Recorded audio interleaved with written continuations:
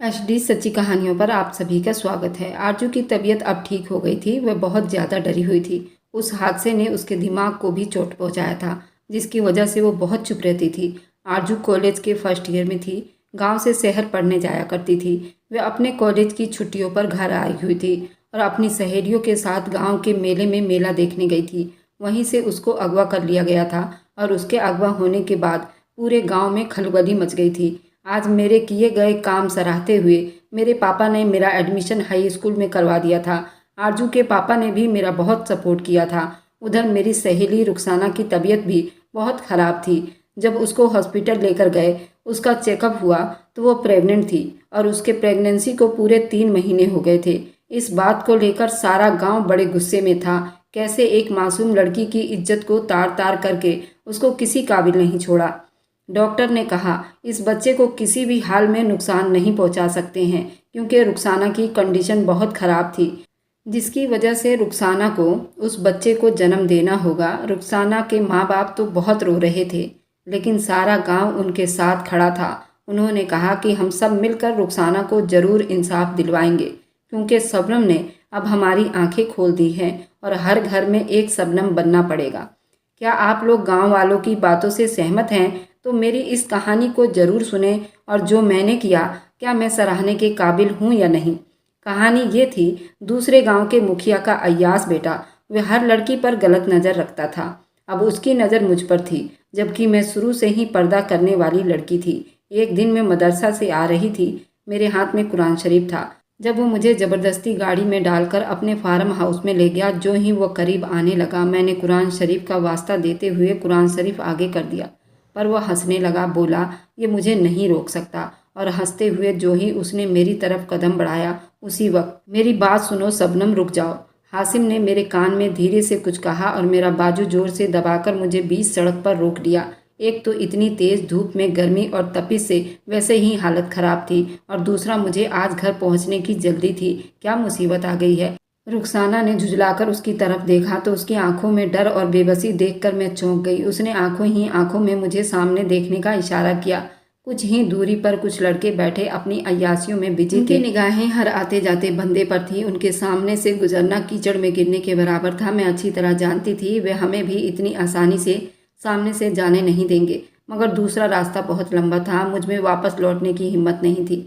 गर्मी से वैसे ही बुरा हाल था। आज मदरसे में अम्मा पारा को पूरा याद करके सुनाना था और नमाज का पूरा तरीका बताना था। उसके लिए मुझे तैयारी करनी थी। मैंने बहुत मेहनत की थी। मैं वक्त से पहले मदरसे पहुंचकर कारी साहब को यह सब सुना देना चाहती थी। हमें दूसरे रास्ते से गुजरना चाहिए। रुखसाना ने मेरे कान में दोबारा धीरे से बोला, कुछ नहीं होता, तुम चलो मेरे साथ, इतना थोड़ा सा तो फासला है। मैंने अपना बाजू छुड़वाकर उसका हाथ पकड़ा और उसको घसीटती हुई लेकर आगे बढ़ गई।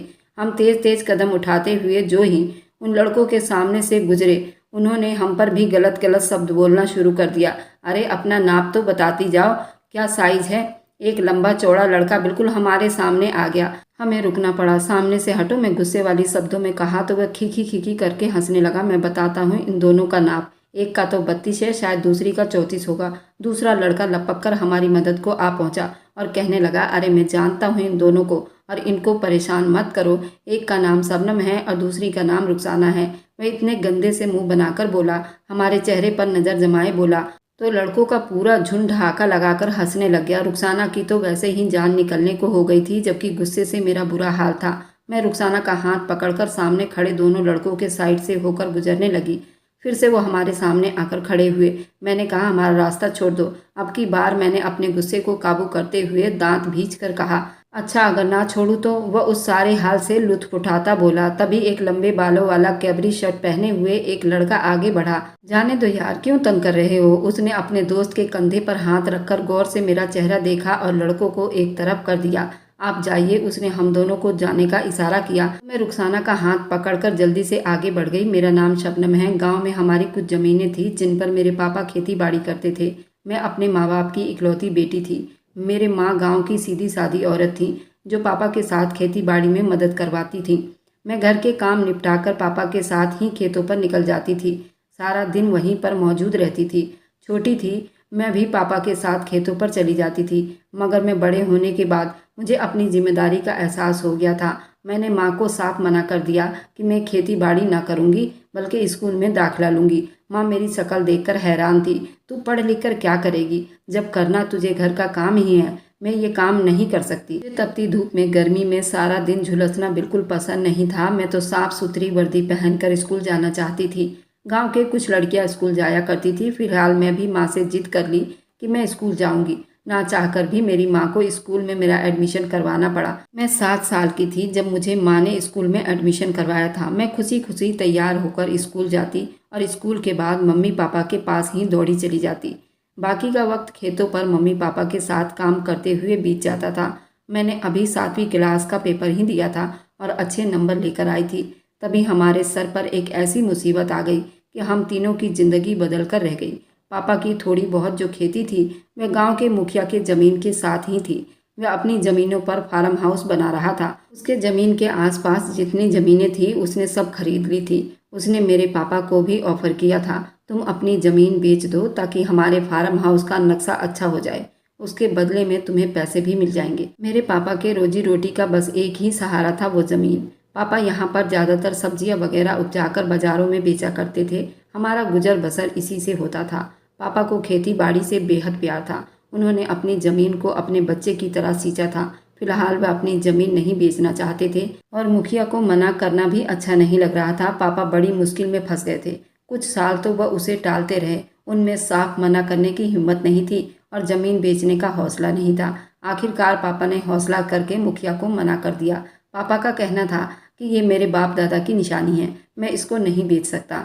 मैं सारी जिंदगी इसी जमीन पर मेहनत करना चाहता हूँ। मुखिया ये सुनते ही गुस्से में आग बबूला हो गया। वह भला एक कम हैसियत मजदूर की खेती बाड़ी करने वाले का इनकार क्यों सहता। माँ ने भी कहा था तुम्हें मुखिया से पंगा नहीं लेना चाहिए था, जमीन उसको बेच देनी चाहिए। जमीन उसको बेच देनी चाहिए। मुखिया की तरफ से मिलने वाले पैसों से तुम अपना कोई कारोबार शुरू कर सकते हो। मगर पापा को ना तो कारोबार का एक्सपीरियंस था और ना मुखिया ज़मीनों की अच्छी कीमत देने को तैयार था। वह तो बहुत कम दाम में पापा से ज़मीन लेना चाहता था। मगर पापा को क्या मालूम था, अगर पापा उसकी लगाई हुई रकम वसूल ना करेगा तो पापा को अपनी ज़मीनों से भी हाथ धोना पड़ेगा। मुखिया पापा का दुश्मन बन बैठा। उसने ठान लिया कि वह इस ज़मीन को हासिल करके रहेगा। मुखिया ने ज़मीन की नपाई करवाकर उसमें आधा ज़मीन तो ऐसे ही घेर लिया।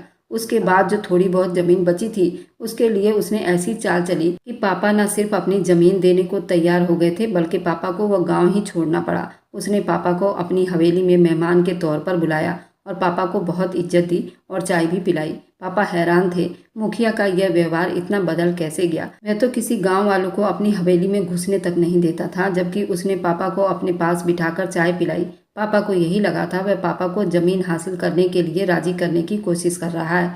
मगर उसने पापा के साथ जो खेल खेला वह तो पापा ने कभी सपने में भी नहीं सोचा था। पापा वहां से चले आए। उस दिन शाम को पुलिस हमारे दरवाजे पर मौजूद थी और जो पुलिस हमारे घर आई थी वह दूसरे गांव के चौहान का बेटा था और मुखिया के साथ उसका अच्छा संबंध था। उसने मेरे पापा को कॉलर से पकड़कर कहा, हवेली से जो माल चोरी करके लाए हो वे अभी के अभी निकाल दो, वरना हमने तलाशी लेने में और माल बरामद हुआ तुम्हारी खैर नहीं। पापा समेत हम सब पुलिस की बात सुनकर हैरान थे। भला पापा चोरी क्यों करते, वे भी हवेली से? पापा तो वहां पर अपनी मर्जी से भी नहीं गए थे, बल्कि मुखिया ने खुद ही बुलाया था। पापा के पास चोरी का माल होता तो वह निकालते ना। फिलहाल पापा ने साफ मना कर दिया, मैंने कोई चोरी नहीं की, तुम लोग मुझ पर इल्ज़ाम लगा रहे हो। पुलिस ने घर की तलाशी लेनी शुरू कर दी। कुछ ही देर में पुलिस ने जेवरात का एक डब्बा बरामद कर लिया जो कि बिस्तर के नीचे छुपाया गया था। पापा हैरान थे कि जेवर का डब्बा ये कैसे आ गया। असल में पुलिस वाले डब्बा खुद ही अपने साथ लाए थे। उन्होंने बिस्तर के नीचे से निकलने का झूठ बोलकर पापा पर इल्ज़ाम लगा दिया और आसपास के सभी लोग हमारे घर के बाहर इकट्ठे हो चुके थे। उन सबको यही लगा कि पापा ने जेवर चोरी की है और अपने बिस्तर के नीचे छुपा रखा था। गांव के सभी लोग हमें बुरी निगाहों से देखने लगे। इस तरह बेईमानी और चोरी करने की क्या जरूरत थी। पुलिस माल समेत पापा को गिरफ्तार करके ले जा चुकी थी, जबकि मैं और माँ हैरान परेशान थे। पापा की जमानत करवाने की बेहद कोशिश की, मगर पुलिस ना तो हमें पापा से मिलने देती और ना ही हमें पापा के बारे में खबर देती। तुम बस उसके कफन दफन की तैयारी करो। पुलिस वालों की बात सुनकर माँ तो हैरान रह गई। आप ये क्या कह रहे हो? माँ कांपती आवाज़ में बोली। तो सिपाही ने अपने कंधे उचका दिए और कहा, वह जेल से जिंदा नहीं निकलेगा।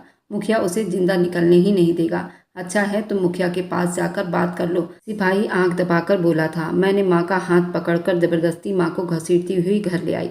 माँ के पास उसके सिवा कोई चारा नहीं था। वह खुद मुखिया की हवेली में जाकर उसे बात करें और पापा की तरफ से माफ़ी मांग ले। पुलिस ने भी यही राय दिया था।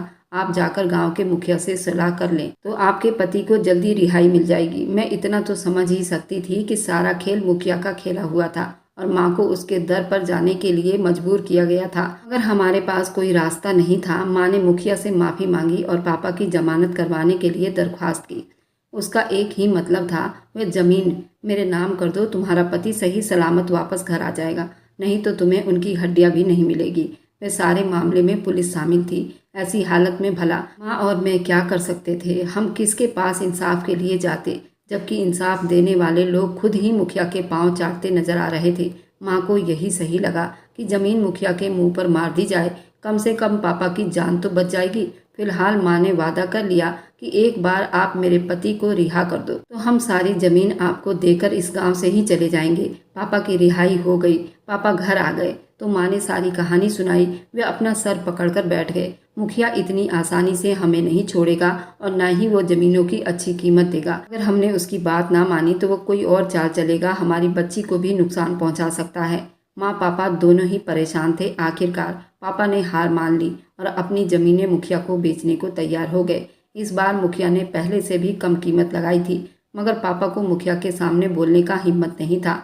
पापा ने वही कीमत वसूली की और अपना घर और माल सब कुछ बेचकर उस गांव को ही छोड़ दिया। हम दूसरे गांव में आ गए। यहाँ पहले से हमारे कुछ रिश्तेदार रहते थे और ये गांव उस गांव से थोड़ी दूरी पर था।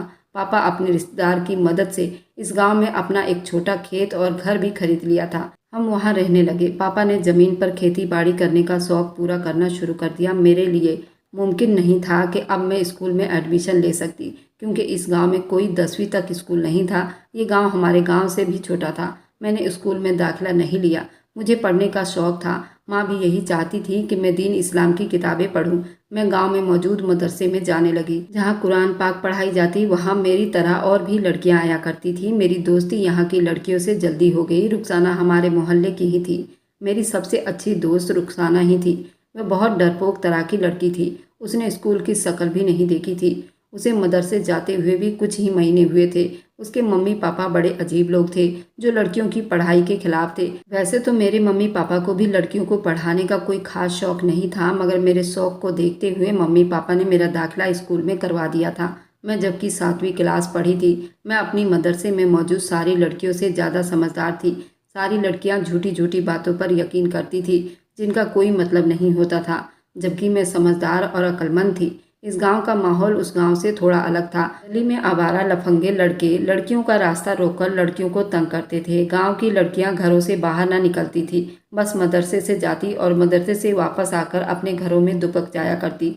हमारे पिछले गांव में तो मम्मी पापा के साथ खेती बाड़ी भी करवाया करती थी, मगर यहाँ बाहर निकलना अजीब सा लगता था, क्योंकि यहाँ का माहौल वहाँ के माहौल से कुछ अलग था। वहाँ के गाँव के मुखिया ने पापा के साथ बहुत गलत किया था, मगर वहाँ पर माहौल ऐसा नहीं था। वहाँ के सभी लोग एक दूसरे के साथ दोस्ती रखते थे, एक दूसरे का ख्याल भी रखा करते थे। पापा पर चोरी का इल्ज़ाम लगने से सबकी नज़रें पापा से बदल चुकी थी, क्योंकि सभी पापा को मुजरिम समझ रहे थे। मगर उससे पहले वहाँ पर सभी लोग भाइयों की तरह रहते थे और ना ही वहाँ पर लड़के लड़कियों को तंग किया करते थे। मगर यहाँ पर अजीब ही माहौल था। गांव के कुछ आवारा लड़के, उनमें से गांव का मुखिया का बेटा भी था, वह पूरे गांव को अपनी ही जागीर समझते थे और गांव में आवारा गर्दी करते फिरते थे। अगर कभी लड़कियों से उनका सामना हो जाता तो वह अपनी नज़रों से ही शब्दों से लड़कियों को चीर फाड़ करते थे, जैसे नज़रों ही नज़रों में उसको चीर फाड़ डालेंगे। मेरे लिए यहाँ का माहौल बिल्कुल भी बर्दाश्त नहीं होता था। रास्ते में वो लफंगे लड़के हमें भी तंग करने से बाज नहीं आते थे। मैं उनका डटकर मुकाबला करना चाहती थी, मगर रुखसाना हमेशा ही मेरा हाथ दबाकर मुझे रोक दिया करती थी। तुम उन लोगों से पंगा ना लो, ये बहुत खतरनाक लोग हैं, ऐसा ना हो कि तुम्हें नुकसान पहुंचा दे। रुखसाना का डर मेरी राह में रुकावट बना हुआ था। वैसे मेरे पापा ने पिछले गांव की मुखिया के सामने खड़े होने की हिम्मत की थी, तो उसका अंजाम मैं देख चुकी थी। अब मेरी अपनी हिम्मत जवाब दे चुकी थी कि मैं उन जालिमों के सामने अपना सर उठाऊं। मैं जानती थी ये जालिम उठे हुए सर को आसानी से कुचलने की ताकत रखते थे। गांव के मुखिया का बेटा हासिम अपने आवारा दोस्तों के साथ पूरे गांव में दंदनाता फिरता था। उसने अपने बाल लड़कियों जैसे रखे हुए थे और सफ़ेद पैंट शर्ट पहनकर खड़ा वो पूरे गांव पर अपनी धौंस जमाता। मदरसे से जाते हुए एक दिन उसके दो लफंगे दोस्तों ने हमें रास्ते में रोक लिया तो मेरा गुस्से से बुरा हाल था, मगर मैं अपने गुस्से पर काबू किए हुए थी, क्योंकि मैं नहीं चाहती थी कि मैं उन लोगों से कोई झगड़ा मोल लूँ और अपनी ज़िंदगी को खतरे में डाल लूँ। मैं जानती थी ये मेरा क्या अंजाम कर सकते थे। उन लड़कों ने हमें बीच रास्ते में रोका तो हासिम ने आगे बढ़कर हमें बचाया। मैं जल्दी से रुखसाना को लेकर वहाँ से आगे बढ़ गई थी, मगर उस दिन के बाद से हासिम मेरे पीछे पड़ गया था। वह आते जाते मुझ पर नज़र जमाए रखता था, मुझसे बात करने की कोशिश करता था। मेरी राय उसके बारे में बिल्कुल भी अच्छी नहीं थी। मुझे उन लड़कों से बचाने का मतलब ये नहीं था मेरी नज़रों में उन लड़कों की इज्जत बढ़ गई हो। मैं जानती थी वह किस तरह का आदमी था। नशा और शराब उसके लिए आम बात थी। वह अक्सर मेरे करीब से गुजरता, मुझे उससे बदबू महसूस होती थी। मैंने उसको कभी भी घास नहीं डाली और हमेशा उससे कतराकर उसके बराबर से गुजर जाती थी। मैं समझ सकती थी कि वो मुझसे बात करना चाहता था, मगर मैं उससे बात नहीं करना चाहती थी। मैं कोई ऐसी वैसी लड़की नहीं थी। उसके कुछ मीठी नज़रों से उसके बहकावे में आ जाती। रुखसाना के साथ ही मदरसे जाया करती थी। मैं घर से अकेले निकलना बंद कर दिया था। रुखसाना के साथ एक दो लड़कियां और हो जाती, कभी कभार हमारे साथ होती थी और कभी वह हमसे पहले चली जाती थी, मगर रुखसाना और मैं कभी भी एक दूसरे का साथ नहीं छोड़ते। मैं कब से दरवाजे के बाहर खड़ी रुखसाना का इंतज़ार कर रही थी। वह अभी तक ना आई थी, जबकि मुझे 5 मिनट से ऊपर हो चुके थे। मदरसे जाने का वक्त निकला जा रहा था, जबकि रुखसाना का घर गली के आखिरी में था। फिलहाल वो मेरे घर पर आ जाती, हम दोनों इकट्ठे मदरसे की तरफ निकल जाते। शायद रुखसाना ने आज छुट्टी करनी थी। मैं खुद ही रुखसाना के घर की तरफ बढ़ी। उसके घर का दरवाज़ा खुला हुआ था। फिलहाल मैं अंदर दाखिल हो गई। आंगन में ही वह चारपाई पर पड़ी थी। क्या हुआ? तुम मदरसा क्यों नहीं जाना चाहती? मैं कब से तुम्हारा इंतजार कर रही हूँ। मैंने उसे देखते ही कहा तो थोड़ी बीमार सी आवाज़ में बोली, नहीं, मुझे बहुत तेज बुखार हो रहा है, आज नहीं जा पाऊंगी, तुम भी छुट्टी कर लो। उसकी बात सुनकर मैं हैरान रह गई। मैं किस खुशी में छुट्टी कर लूँ? मुझे कौन सा कोई बुखार हो रहा है? मैंने उसको कहा तो उसने ना में सिर हिलाने लगी। नहीं, मेरा मतलब ये नहीं था। तुम अकेली जाओगी इसलिए कह रही थी। कोई बात नहीं, मैं अकेली चली जाऊंगी। कौन सा मुझे शेर खा जाएगा? मैंने उसको कहा और उसके घर से निकल आई। मैं अकेली मदरसे की तरफ बढ़ गई थी। मैं नहीं चाहती थी कि मैं छुट्टी करके अपनी पढ़ाई का हर्जाना करूं। सुनो शबनम, मेरी बात सुनो। मैं अभी कुछ आगे ही बढ़ी थी कि मुझे अपने पीछे किसी अजनबी की आवाज़ सुनाई दी जो मुझे पुकार रहा था। मैं हैरान होती हुई रुकी और पलटकर देखने लगी। सामने मुखिया का बेटा हासिम था। मुझे तुमसे ज़रूरी बात करनी है, मेरे करीब आकर बोला तो मैं चौंक गई। ऐसी क्या बात करनी है जो तुमने मुझे यूं बीच रास्ते में रोक लिया है? मैंने थोड़ा गुस्से में बोला था। शायद तुम जानती नहीं हो कि मुझे तुमसे क्या बात करनी है। मैं तुम्हें पसंद करता हूँ और तुमसे दोस्ती करना चाहता हूँ। मैं तुम्हें ऐश करवाऊंगा और ज़िंदगी का सही आनंद लेना सिखाऊंगा। वह मुस्कुराते हुए बोला तो मैं उसकी बात सुनकर बहुत हैरान हुई। ये क्या कह रहे हो तुम? मैं तुमसे दोस्ती करना नहीं चाहती, मैंने साफ मना किया तो वह चौंक गया। मगर क्यों? गांव की सभी लड़कियां मुझ पर मरती हैं, वह हैरान होता हुआ बोला था। मैं गांव की बाकी लड़कियों जैसी नहीं हूँ। मैं थोड़ा गुस्से में बोला था। कहा, मुझे तुमसे दोस्ती नहीं करनी और मुझे उसकी ज़रूरत नहीं। अपने काम से काम रखो, आइंदा मेरे पीछे आने की कोशिश मत करना। मैंने उसकी अच्छी खासी बेइज्जती करके रखती थी, जबकि मैं उसे और भी ज़्यादा सुनाना चाहती थी, मगर मैं खुद पर कंट्रोल करती हुई आगे बढ़ गई। उसने सोचा भी कैसे कि मैं उससे दोस्ती करूंगी? उसने मुझे ऐसी वैसी लड़की समझ रखा था, जबकि मैं बिल्कुल वैसी लड़की नहीं थी। अगर वह मुखिया का बेटा था तो अपने घर का था। इसका मतलब ये नहीं था कि सारी लड़कियां उसकी गुलाम बने। मैं तेज कदमों से आगे बढ़ी, जबकि वह पीछे खड़े का खड़ा रह गया। मुखिया का बेटा हासिम अपनी औकात पर उतर आया था। उसने मुझे रास्ते में तंग करना शुरू कर दिया। अपने दोस्त आवारा लड़कों को भी मेरे पीछे लगा देता था, जो मुझे तंग करने का मौका ढूंढते रहते थे। उसके इस रवैया पर हैरान थी। अगर वो मुझे पसंद करता था तो उसे ऐसा नहीं करना चाहिए था, बल्कि इतनी बेइज्जती के बाद तो उसे पीछे से हट जाना चाहिए था। मगर वह अपनी असलियत पर उतर आया था। मैं अब कभी भी अकेली नहीं निकलती थी, हमेशा रुखसाना के साथ ही आती जाती थी। रुखसाना का तो वैसे ही डर से बुरा हाल होता था। मैंने उसको सारी बात सुनाई थी। वह हैरान होती मुझे डांटने लगी। तुम उसको कोई जवाब ना देती और चुपचाप आगे बढ़ जाती। तुम उसको कह देती कि ठीक है, इस तरह वह तुम्हारा दुश्मन ना बनता। रुखसाना की इस तरह की बात सुनकर मैंने अपना माथा पीट लिया था। अगर मैं उसको जवाब ना देती तो उसका हौसला और बढ़ जाता। हाँ, अभी क्या वो पीछे हट गया है? तो वो पहले से ज़्यादा तंग कर रहा है और न जाने उसके क्या क्या मतलब होते। मैं रुखसाना को समझाने की कोशिश की। रुखसाना को कैसे समझाती कि उसको जवाब देना ज़रूरी था। यूँ मुझे कब तक तंग करेंगे? जब मैं कोई ऐसा वैसा कुछ ना महसूस करूँगी तो वह खुद ही पीछे हट जाएगा। पापा की तबीयत पिछले दिनों से काफ़ी खराब पड़ी थी। मौसमी बुखार ने ऐसा जकड़ा पापा का बुरा हाल कर दिया। मम्मी पापा की खिदमत करने में बिजी थी। शबनम, जाकर अपने पापा की दवा ले आओ। डॉक्टर साहब ने 2 दिन की दवा दी थी जो ख़त्म हो गई थी। मेडिकल स्टोर से जाकर 2 दिन की दवा लेकर आओ। बुखार को कोई खास फर्क नहीं पड़ रहा है। माँ ने मुझे पैसे दिए और दवाई की पर्ची थमा दी। मैं घर से निकल पड़ी। मैं काफ़ी दिन के बाद आज घर से निकली थी। मैंने अकेले बाहर जाना तो बिल्कुल ही छोड़ दिया था, मगर पापा की बीमारी के चलते मुझे निकलना पड़ा। मेडिकल स्टोर हमारे घर से कुछ ही दूरी पर था। मैं जो ही मेडिकल स्टोर के करीब पहुंची, एक पेड़ के छांव में रुखसाना को एक बदमाश लड़के के साथ खड़े देखकर हैरान रह गई। रुखसाना पेड़ के तने से टेक लगाए खड़ी थी, जबकि उसके सामने वह लड़का खड़ा था, बातें कर रहा था। मैं दूर से भी अच्छी तरह पहचान सकती थी वह रुखसाना थी। मेरी आंखों में हैरानी का झटका लगा। मुझे यकीन नहीं हुआ था रुखसाना इतनी छुपी रुस्तम निकलेगी। मेरे सामने तो वह लड़कों से ऐसी डरती थी जैसे वह लड़के उसको खा जाएंगे। अब यहाँ पर नैन मटक के चल रहे थे। शुक्र है उसने मुझे नहीं देखा था। मैं सर झटकती हुई आगे बढ़ गई। अगली सुबह दरवाजे पर किसी की आने की आहट सुनकर मैं आगे बढ़कर दरवाज़ा खोला तो सामने रुखसाना की माँ बहुत रो रही थी। तुमने रुखसाना को कहीं देखा है? वह न जाने कल से कहाँ चली गई। तो उसकी सहेली है ना, तुझे ज़रूर कुछ न कुछ बताकर गई होगी। रुखसाना की माँ की आंखें आस और उम्मीद से भरी हुई थी। नहीं, मुझे नहीं मालूम, अभी तो मदरसे का टाइम भी नहीं हुआ है, मैंने हैरानी से जवाब दिया था। वह रोती पीटती वापस लौट गई थी। रुखसाना घर से गायब थी। उसका कोई अता पता नहीं था। वैसी लड़की तो नहीं थी किसी के साथ घर से भाग जाए, मगर पूरे गांव में यही बात फैली हुई थी। वह रात को घर से भाग गई थी। मैंने आखिरी बार उसे एक लड़के के साथ देखा था, मगर मैंने ये बात किसी को नहीं बताई, वरना सबका शक यकीन में बदल जाता। वाकई वह किसी के साथ भाग गई थी। अब मदरसे के लिए अकेले ही निकल जाती। मुझे रुखसाना की बड़ी याद आती थी। मैं इस बात पर हैरान थी वह इतना बड़ा कदम कैसे उठा सकती थी, जबकि उसने किसी को भी इस बारे में कुछ भी नहीं बताया।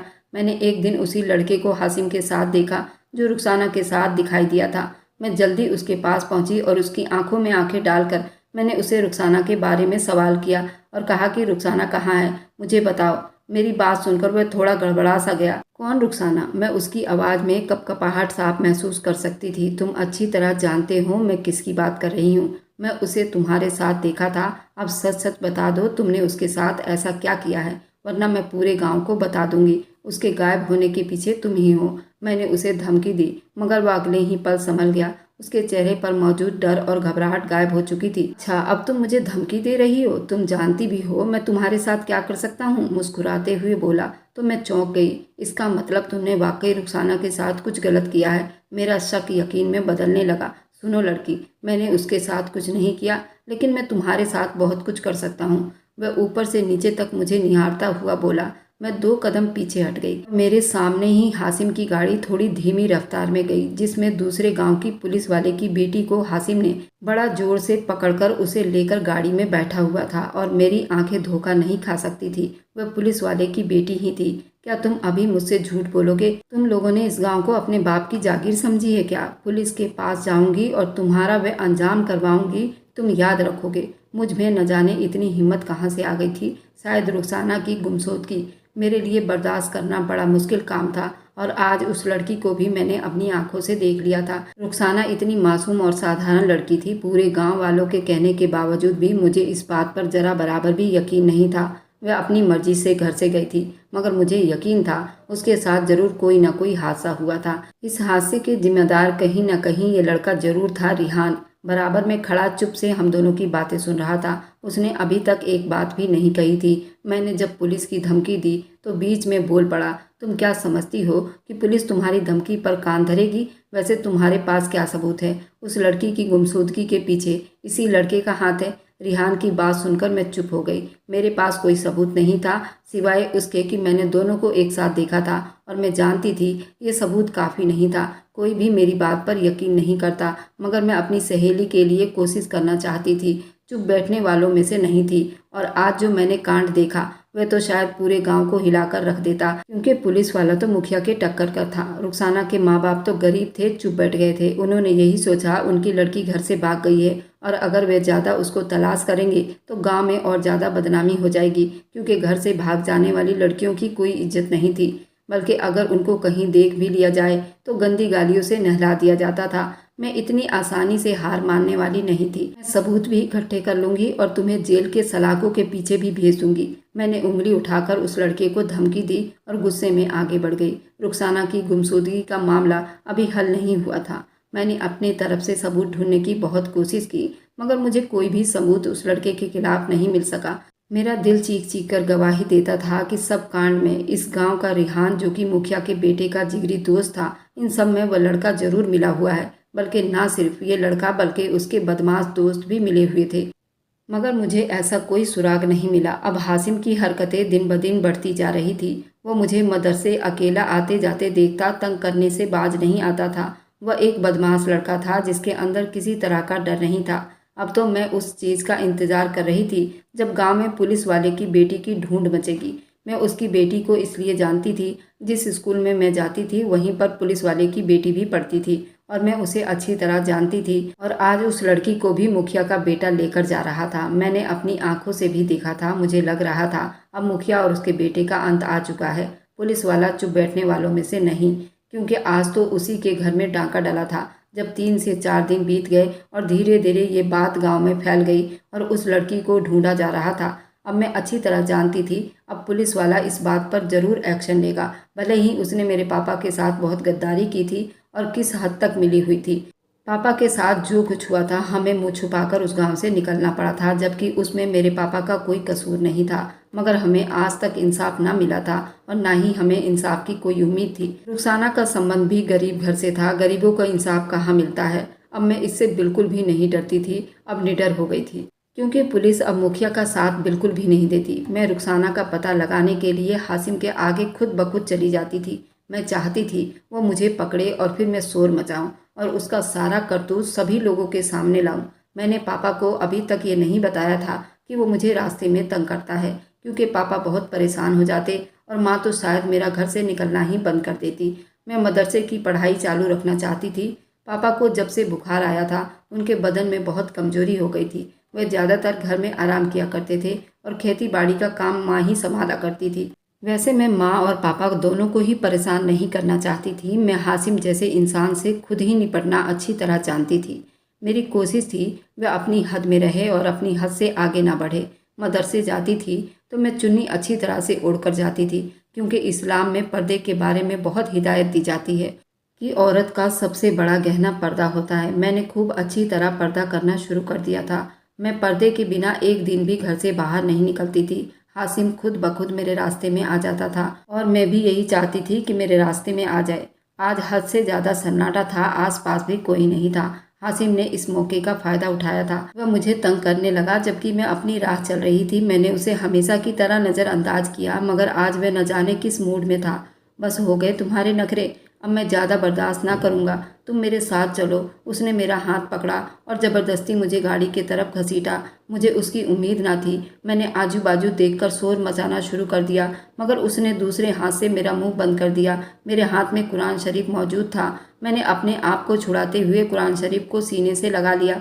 उसने मुझे ज़बरदस्ती गाड़ी में डाला। उसके दोस्तों ने गाड़ी चला दी, जबकि मैं चीख मारती रही। हासिम बराबर में ही बैठा था। उसने अपनी जेब से न जाने क्या निकालकर मेरे नाक पर लगाया कि मैं जल्दी ही बेहोश हो गई थी। मुझे होश आया तो मैं अपने आप को एक कमरे में पाया। मैं जल्दी उठकर दरवाजे की तरफ आ गई। दरवाज़ा जोर जोर से खटकाने लगी। बाहर सन्नाटा छाया हुआ था। लगता था वहाँ पर कोई भी मौजूद नहीं था। तभी कुछ देर में दरवाज़ा खुलने की आवाज़ आई तो मैं पीछे होकर दीवार से जा लगी। हासिम कमरे में दाखिल हुआ। वो मेरी तरफ बढ़ा। तुम्हें होश आ गया? मैंने तुम्हें पहले ही कहा था मुझसे दोस्ती कर लो। अगर तुम मुझसे दोस्ती कर लेती तो मुझे मजबूर होकर ये सब ना करना पड़ता। धीरे धीरे वो बोलता मेरी तरफ बढ़ रहा था। तब मुझे समझ नहीं आया कि मैं क्या करूं। मैंने मेज पर रखा हुआ कुरान शरीफ उठाया जो मैंने साथ ही लाई थी। मैंने कुरान शरीफ उसके आगे बढ़ा दिया। तुम्हें इस किताब का वास्ता है, मुझे छोड़ दो, कुछ मत करो, मुझे जाने दो। मैं ऐसी वैसी लड़की नहीं हूँ, तुम मेरे साथ ऐसा सलूक नहीं कर सकते। तुम्हें अपने रब का वास्ता और इस किताब का वास्ता, मुझे छोड़ दो। मेरी बात सुनकर वह ठहाके लगाकर हंस दिया। अच्छा, तुम तो बड़ी अकड़ थी, अब कैसे सारी अकड़ खत्म हो गई? उसकी बात सुनकर मैं रोने के सिवा और क्या कर सकती थी। प्लीज़ मुझे छोड़ दो। मैंने उसके आगे हाथ जोड़े। ऐसा मुमकिन नहीं, मैं तुम्हें इतनी दूर छोड़ने के लिए तो नहीं लाया ताकि तुम वापस जाते ही सबको चीख चीख कर बता दो कि मैं तुम्हें अगवा करके यहाँ तक लाया था। नहीं, मैं किसी को नहीं बताऊंगी। कैसे नहीं बताओगी? तुम रुखसाना के बारे में भी बताने चली थी और तुमने रुबीना को भी देख लिया है। अब तो तुम ये राज खोल कर रख दोगी, इसलिए मैंने तुम्हें अगवा किया है। आज मैं तुम्हारी हिम्मत खत्म करने आया हूँ। वो मेरी तरफ बढ़ा तो मैं डर से आंखें मूंद ली। मैं उस पल अपने रब को पुकारा था। मेरी वही मदद कर सकता था, वही मुझे इस हैवान से बचा सकता था। जो ही मेरी तरफ बढ़ा, अचानक दरवाज़ा खटकने की आवाज़ आई तो मैंने जल्दी ही आंखें खोली। हासिम भी मेरे सर के करीब खड़ा था, मुझे मुड़कर देख रहा था। दरवाजे के बीचों बीच खड़ी रुखसाना को देखकर मैं हैरान परेशान रह गई। वो पहले से ज्यादा कमजोर दिखाई दे रही थी, जबकि उसका हुलिया बिखरा हुआ था। उसके हाथ में एक तेज नोक वाला चाकू था। वह तेजी से कमरे में दाखिल हुई, हासिम के तरफ बढ़ी। मैं तुम्हें जिंदा नहीं छोड़ूंगी। तुम अब इस मासूम को भी उठाकर लाए हो ताकि उसे तकलीफ पहुंचा सको। जितना तकलीफ तुमने मुझे दी उसका एक एक बदला लूंगी। मैं तुम्हें सबनम को कोई नुकसान पहुंचाने नहीं दूंगी। मैं उसे देखकर उठ खड़ी हुई और हासिम जबकि मेरी तरफ बढ़ रहा था, मैंने एक जोरदार लात उसके मेन पार्ट पर मारा। वो उस हमले के लिए तैयार नहीं था। वो मुंह के बल जमीन पर गिरा। रुखसाना ने फुल ताकत से उस खंजर से उस पर वार कर दिया था। वह दर्द से तड़प रहा था। मैंने जल्दी रुखसाना को गले से लगाया। ये सब क्या है और तुम यहाँ क्या कर रही हो? ये गुंडे बदमाश मुझे उठाकर लाए थे। इतने दिनों से उन्होंने मुझे यहाँ अपनी कैद में रखा हुआ है। रोज मेरी इज्जत का तमाशा बनाते हैं। मैं उन्हें जिंदा नहीं छोड़ूंगी। वो मुझे अपने होश में नहीं लग रही थी। वो बेहद परेशान थी। मुझे उसको ऐसी हालत में देखकर बेहद अफसोस हुआ था। मैं उसे गले लगाकर रो पड़ी थी। वह भी बहुत रो रही थी। हमें यहाँ से भाग जाना चाहिए, मैंने रुखसाने से कहा तो उसने ना में सिर हिला दिया। मैं वापस जाने के काबिल नहीं हूँ। मुझे कौन स्वीकार करेगा? तुम जाओ, मैं उसका काम तमाम करती हूँ। उसने खंजर दोनों हाथों में पकड़ा और हवा में घुमाया। नहीं रुखसाना, रुक जाओ। तुम ऐसा कुछ भी नहीं करोगी। उनका बदला खुदा और कानून लेगा। तुम अपने हाथ उसके गंदे खून से क्यों नापाक कर रही हो? मैंने रुखसाना को बाजू से पकड़कर रोका और उसे घसीटती हुई बाहर ले आई, जबकि मैंने जिस कमरे में हासिम जख्मी पड़ा हुआ था उस कमरे के बाहर से कुंडी लगा दी। मैं सावधानी से आगे बढ़ रही थी। मुझे उम्मीद थी कि घर में कोई और भी मौजूद होगा। शायद हासिम का दोस्त हो जो गाड़ी चलाता हुआ हमें यहाँ तक लाया था। मगर पूरे फार्म हाउस में अच्छी तरह तलाशी लेने के बाद वहाँ पर हमें पुलिस वाले की बेटी भी मिल गई, जो बहुत बुरी तरह से घायल पड़ी थी। उसके पूरे बदन में नील के निशान थे। मैंने रुखसाना ने आरजू को भी उठाया। चलने की हालत में नहीं थी। हमने उसे सहारा दिया और वहाँ से भाग निकले। हम तीनों सीधे पुलिस वाले के घर गए क्योंकि आरजू की हालत बहुत ख़राब थी। हमें देखते ही आरजू की माँ बहुत परेशान हो गई। हमने सारी कहानी आरजू की माँ को सुनाया। आरजू घर से पूरे 2 हफ्ते से गायब थी। जब ये बात हमने पुलिस वालों को सुनाया, वह तो आपे से बाहर हो गया और सीधे मुखिया के घर गया। मुखिया समेत उसके बेटे को भी धर दबोचा, क्योंकि आज तो पुलिस वाले की खुद की बेटी की इज्जत नीलाम हो चुकी थी। तो वह ये काम क्यों न करता? और मुखिया के खिलाफ तो आधा गांव खड़ा था और उसके बेटे की हरकतों से हर कोई वाकिफ था। दोनों बाप बेटे अब सलाखों के पीछे थे। आरजू को अस्पताल में एडमिट करवाया गया था। रुखसाना की माँ को भी रुखसाना को देखकर निहाल हो गई थी और दोनों गांव के लोगों ने मिलकर मेरा पीठ थपथपाया और पुलिस वाला तो मेरे पापा के कदमों में आकर गिर गया। मैंने तुम्हारे साथ नाइंसाफ़ी की थी और इसी वजह से मुखिया सर पर चढ़ता चला गया। इसी भरम में उसने आज मेरी बेटी की इज्जत से भी खेला। मैं उन दोनों बाप बेटे को जिंदा नहीं छोड़ूंगा। वह हमेशा मुखिया का साथ देता था। शायद अल्लाह ने इसी की सज़ा मुझे दी है और मेरी बेटी इस अंजाम को पहुंची है। तुम्हारी बेटी एक बहादुर लड़की है जिसने 2 गांव की इज्जत को बचाया और साथ में अपनी इज्जत की भी हिफाजत की है। इस लड़की को हम सभी का सलाम है। और पुलिस वाले ने दोनों गांव के सामने मेरे पापा के चोरी के इल्ज़ाम को झूठा साबित किया और उनके खेत को लौटाने का पूरा वादा किया। सारे गांव वाले मेरे पापा से माफ़ी मांग रहे थे। आरजू को अस्पताल में एडमिट करवाया गया। उसका इलाज चल रहा है। वह पहले से काफ़ी अच्छी है।